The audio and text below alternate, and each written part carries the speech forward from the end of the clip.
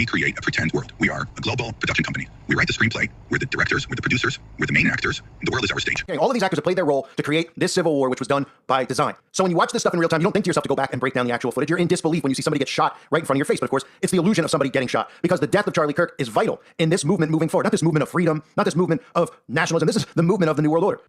You see how his shirt is moving before there's even a wound on his face, almost like something pumped out of his shirt, like something popped in his shirt. If he was shot in the neck, as we saw, and he fell backwards, we would see the wound on his neck first, and then we would see his body jump, and possibly some of his clothing move, but something's clearly underneath his shirt. That is very clear to see. That is popping up. Watch again. In his shirt, as he falls over. Okay, ready? Move back, rewind, watch again. Pump, opposite way. Now forward, pump, up, out of his actual shirt. So there's clearly a mechanism in place there. And you might say, well, what are you actually getting at? What could be underneath the shirt? Well, a blood squib is a device that they use in films and movies. It looks a lot like this.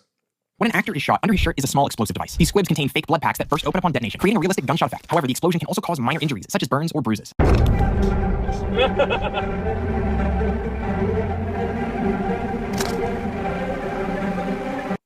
So you notice the blood squib and how that looks, right? That's what they use in movies, right? It's almost like a device, right? It's a device that bursts upon detonation that can be used under the shirt. Now you might say, well, that was at his neck.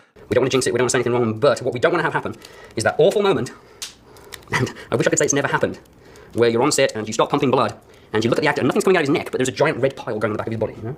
What I'm doing with purging the line is making sure that the blood is travelling down the line and that there's pressure in the thing. So I don't know if you can see here, so this is the bit where I'm going to cut the appliance. So I'm going to start to cut. This is where I had that situation where I had an extra freak out on set.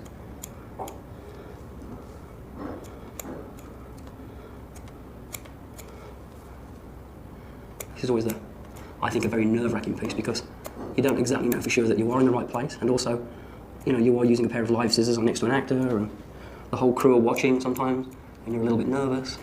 I just get you to turn a little towards the mic. There you go.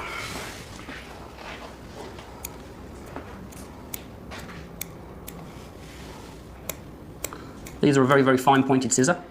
They snip through foam really, really well, and also they've got a lot of control over the blade.